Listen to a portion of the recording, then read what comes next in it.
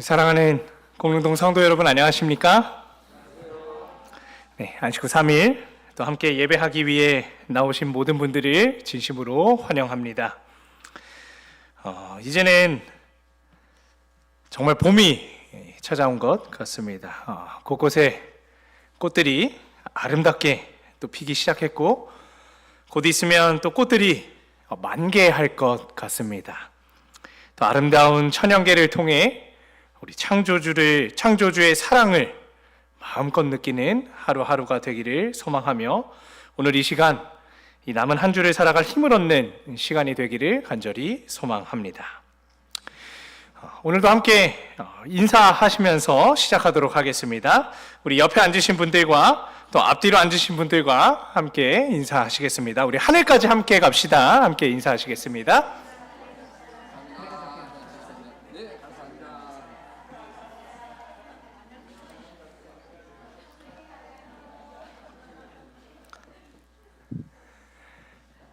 네, 감사합니다.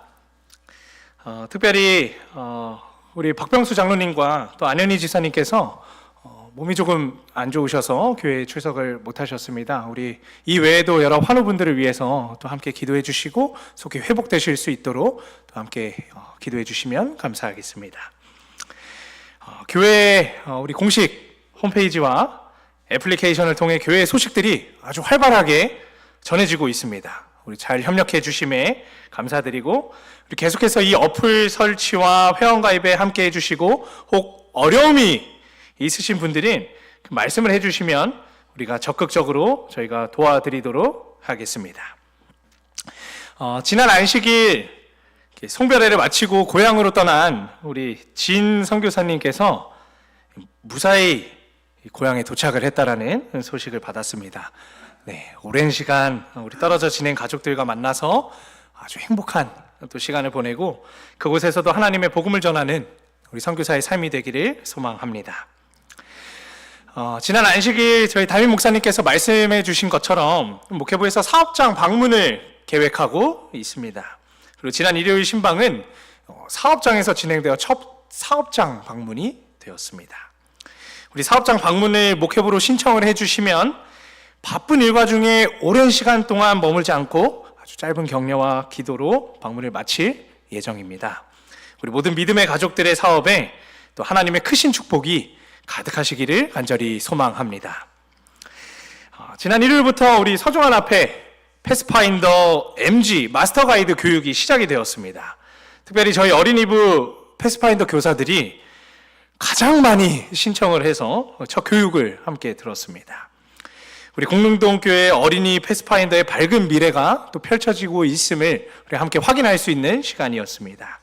우리 일요일까지 아이들을 위한 마음으로 열심히 교육을 듣는 우리 이 교사들을 위해서 많은 관심과 격려 그리고 기도의 후원으로 함께 해주시기를 간절히 소망합니다.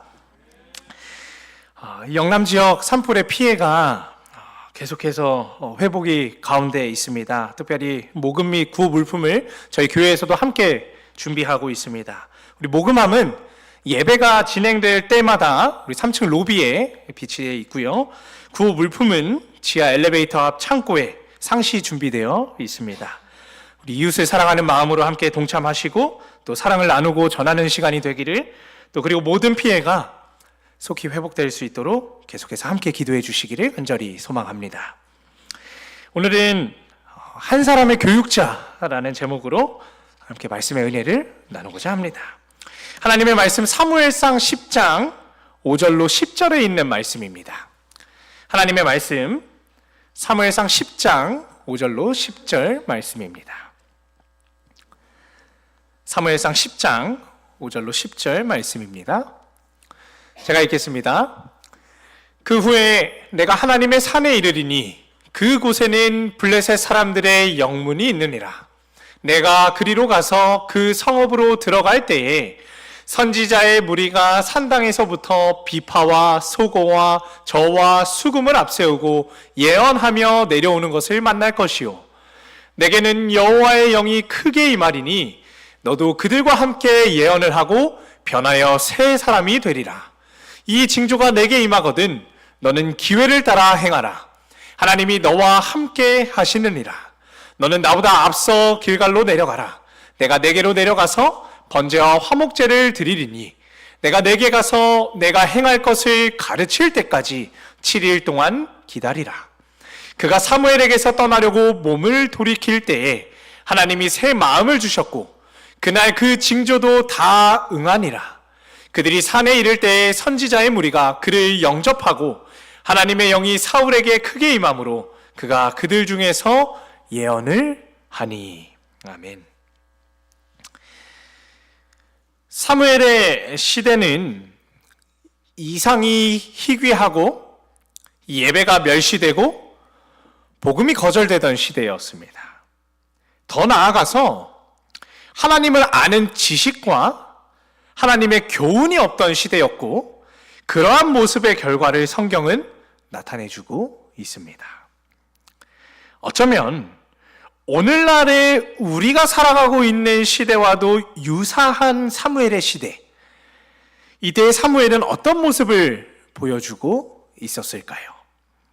그리고 오늘 우리는 어떤 모습을 보여야 할까요?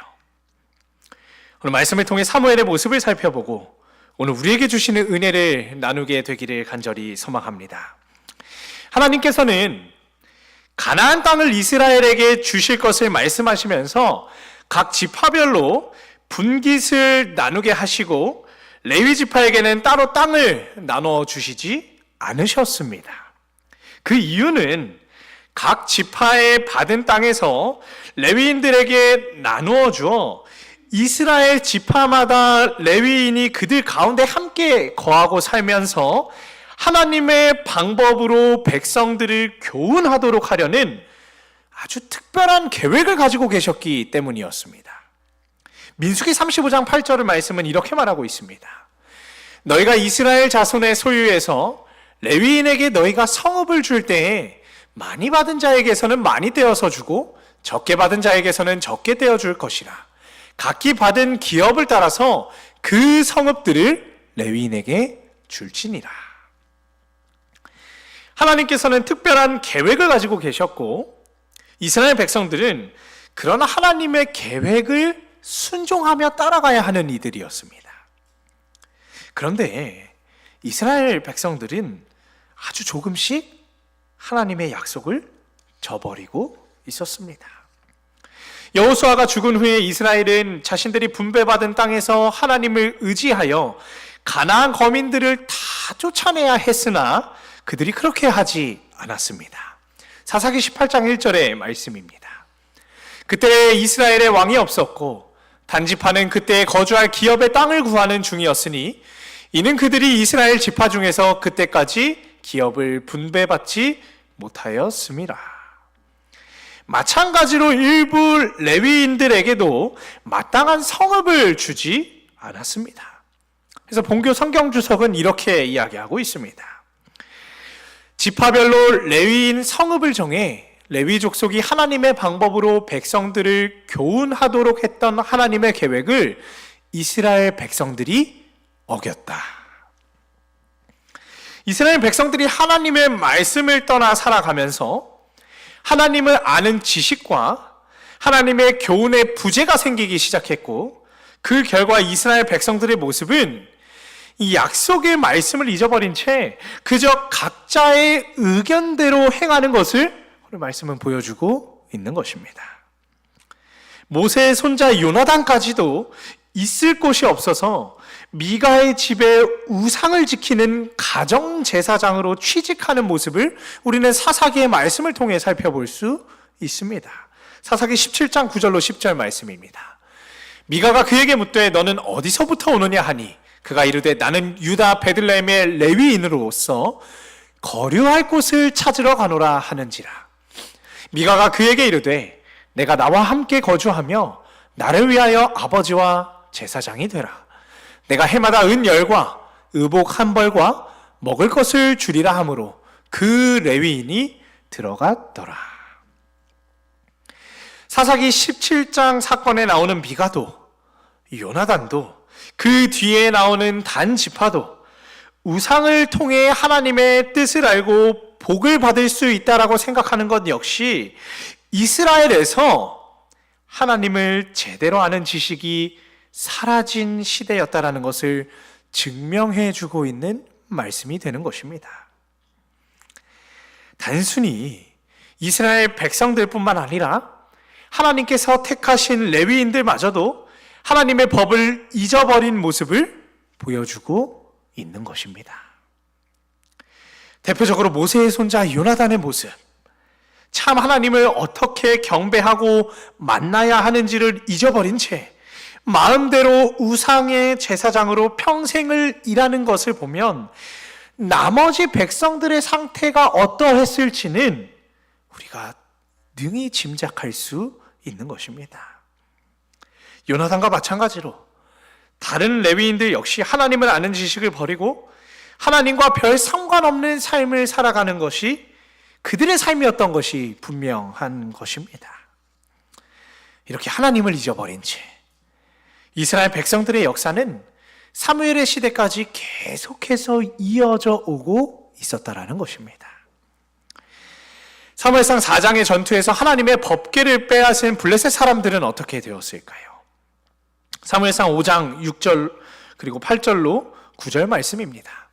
여호와의 손이 아스돗 사람에게 엄중히 더하사 독한 종기의 재앙으로 아스돗과 그 지역을 쳐서 망하게 하니 이에 사람을 보내어 블레셋 사람들의 모든 방백을 모으고 이르되 우리가 이스라엘의 신의 궤를 어찌하랴 하니 그들이 대답하되 이스라엘 신의 궤를 가드로 옮겨가라 하므로 이스라엘 신의 궤를 옮겨갔더니 그것을 옮겨간 후에 여호와의 손이 심히 큰 환난을 그 성읍에 더하사 성읍 사람들의 작은 자와 큰 자를 다 쳐서 독한 종기가 나게 하신지라.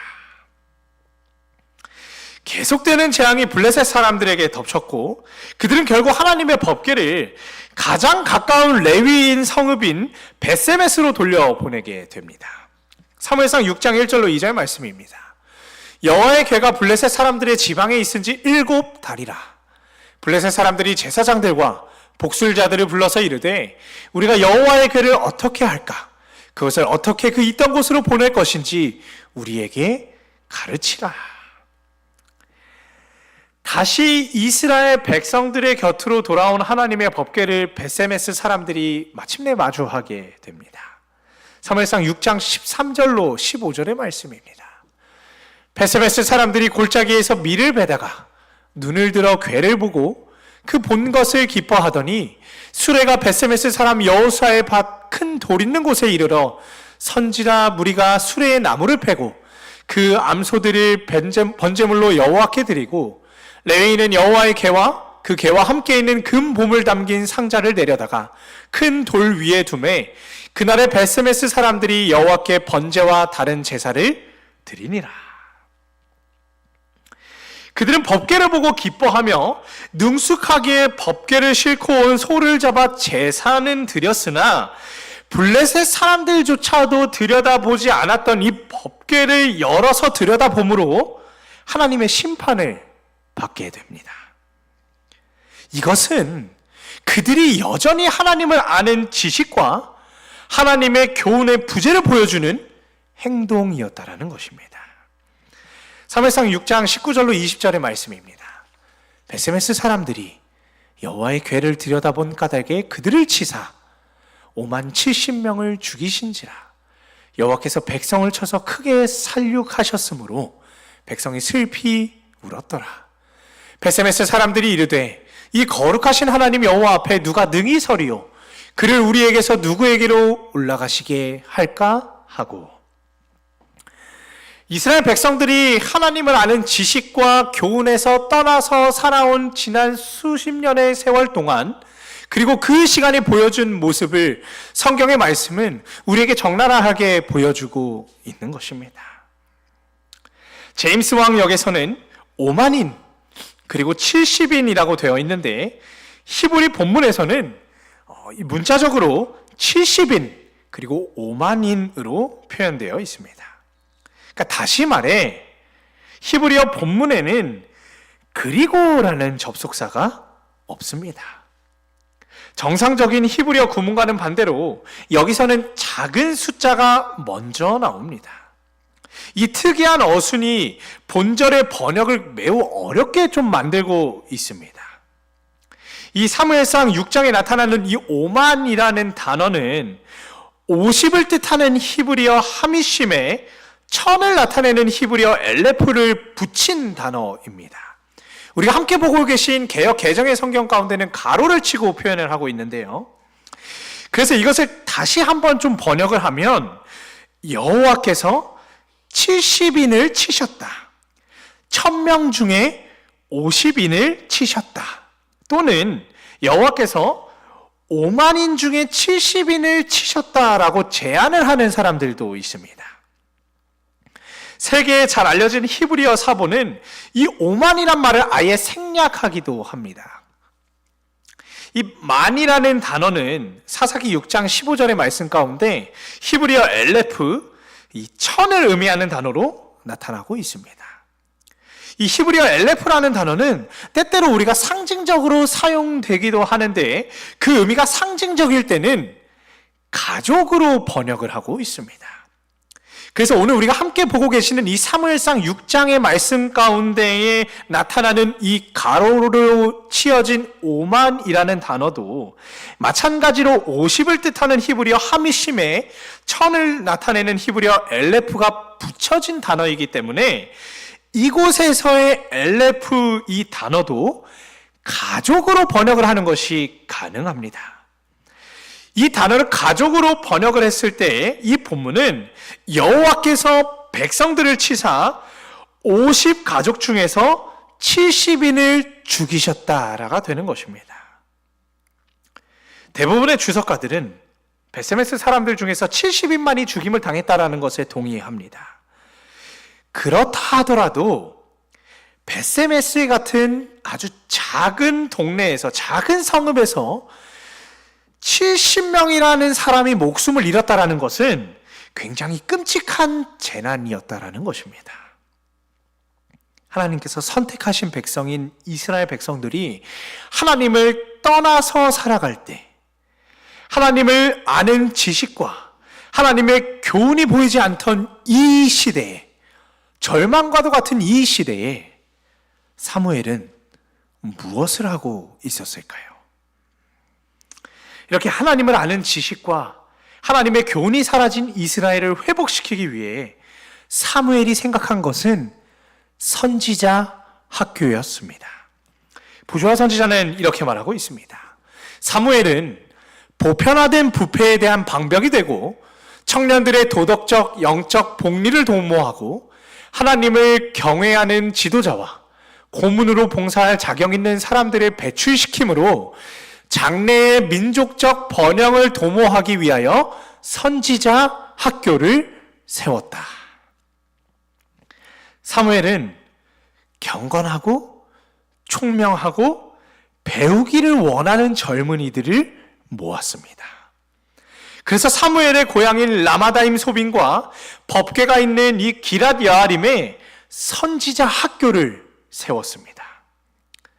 이 라마다임 소빔이란 이름은 주로 짧게 줄여 라마로 불리는데 이 소빔의 두 언덕, 2배나 높은 파수꾼의 땅이라는 뜻입니다. 소빔은 파수꾼이라는 뜻인데 선지자는 이 파수꾼으로 불렸던 것으로 보아서 선지자의 두 언덕, 2배나 높은 선지자의 땅으로도 이해할 수 있습니다. 기럇 여아림은 원래 기브온의 성읍 중 하나였습니다. 여호수아 9장 17절의 말씀입니다.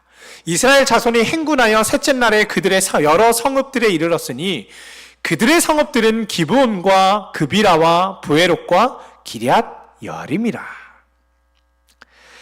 이스라엘 민족 속에 함께 거주하게 된 가나안 민족의 성읍이었지만 당시에는 유다 족속도 레위인도 함께 거주하고 있었던 것으로 보입니다.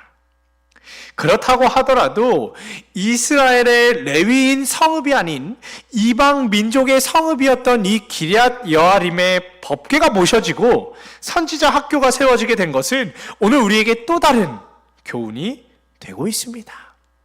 오늘 본문 사무엘상 10장 5절로 10절의 말씀을 다시 한번 보시겠습니다.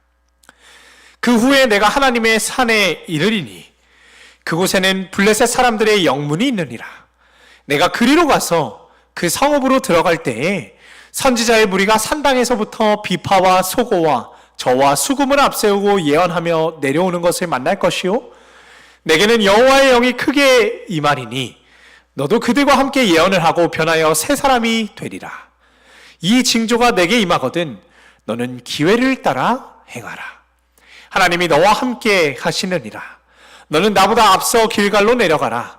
내가 내게로 내려가서 번제와 화목제를 드리리니 내가 내게 가서 내가 행할 것을 가르칠 때까지 7일 동안 기다리라. 그가 사무엘에게서 떠나려고 몸을 돌이킬 때에 하나님이 새 마음을 주셨고 그날 그 징조도 다 응하니라.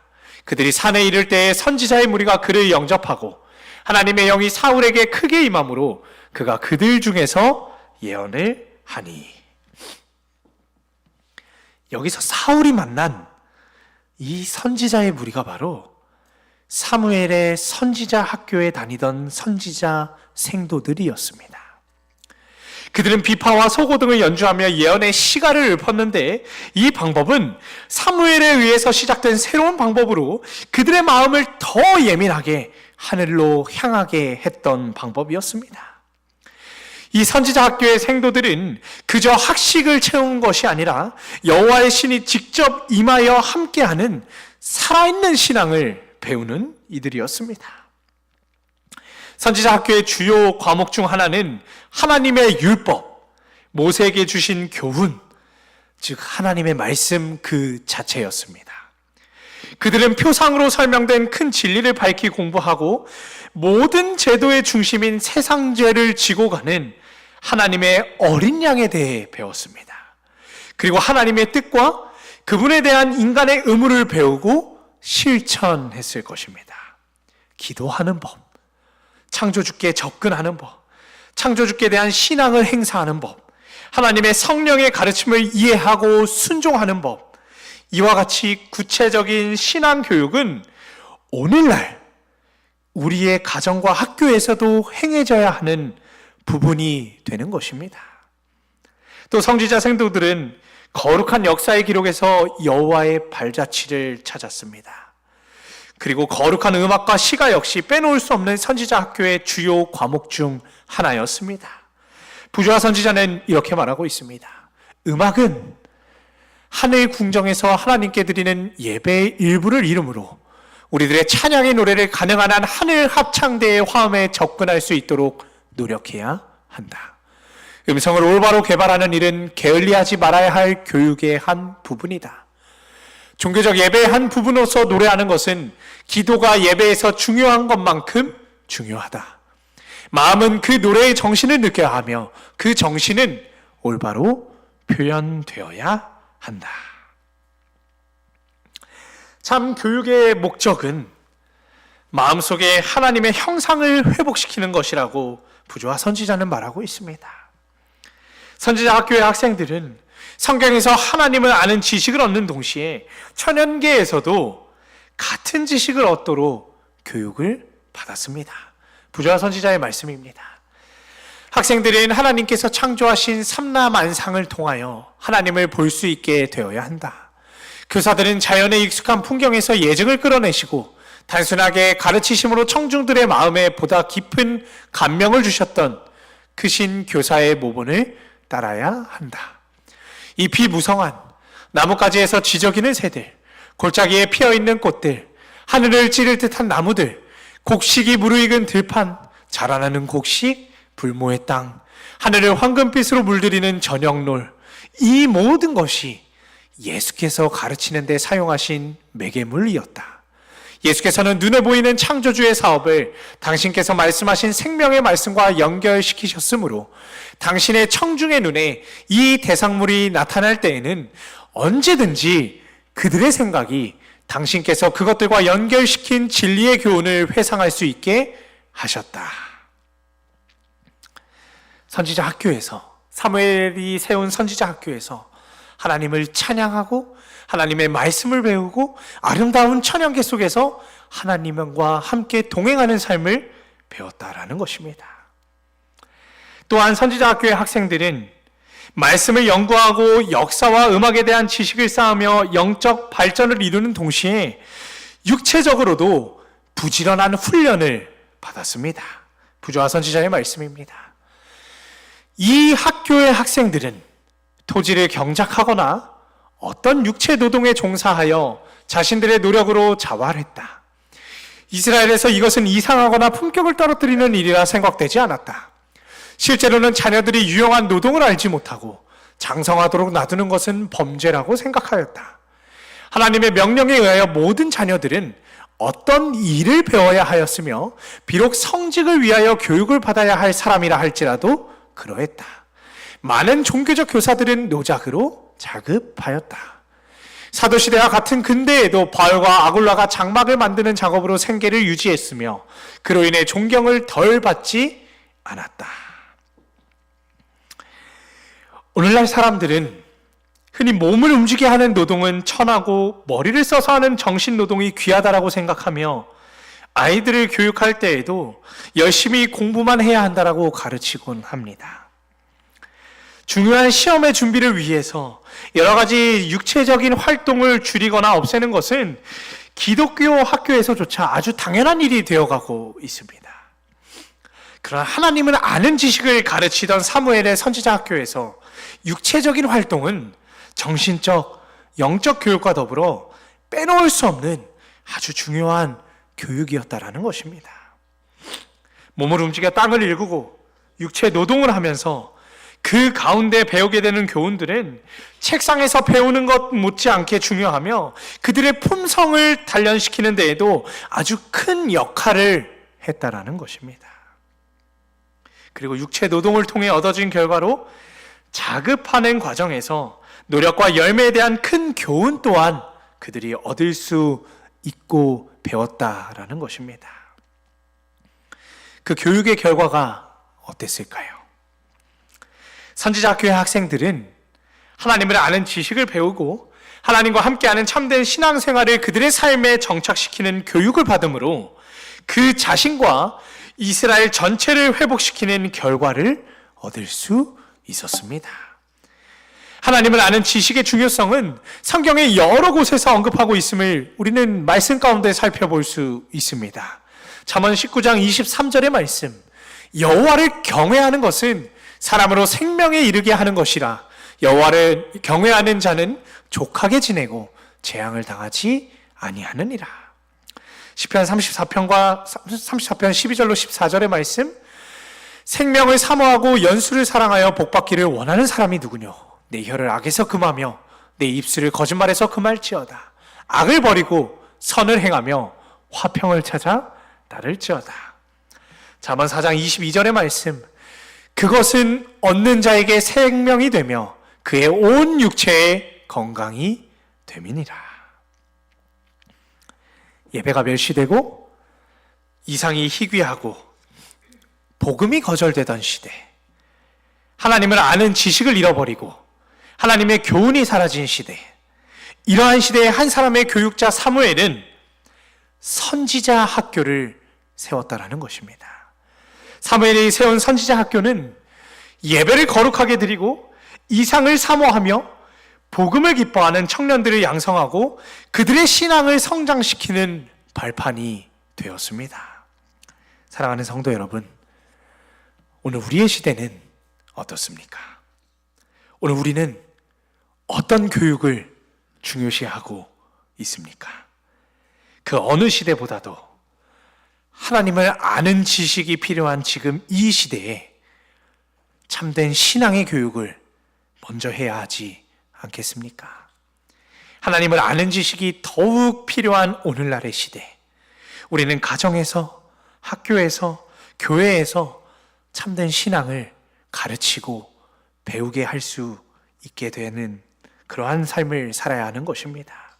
먼저 그의 나라와 의를 구할 때에 다니엘과 세 친구처럼 지적으로도 뛰어난 결과를 얻을 수 있다는 사실을 기억해야 하는 것입니다. 하나님 앞에 바로 서는 교육은 뒤로 한 채 오늘 우리와 우리의 자녀들이 뛰어난 지식과 올바른 태도와 건강한 마음과 육체를 갖기 바라는 교육은 원하는 결과를 얻기 어렵다라는 것입니다. 하나님께서 주시는 것을 거절하고 사람이 그 자리를 대신 채우려는 노력은 어느 시대에나 아무런 소용이 없기 때문인 것입니다.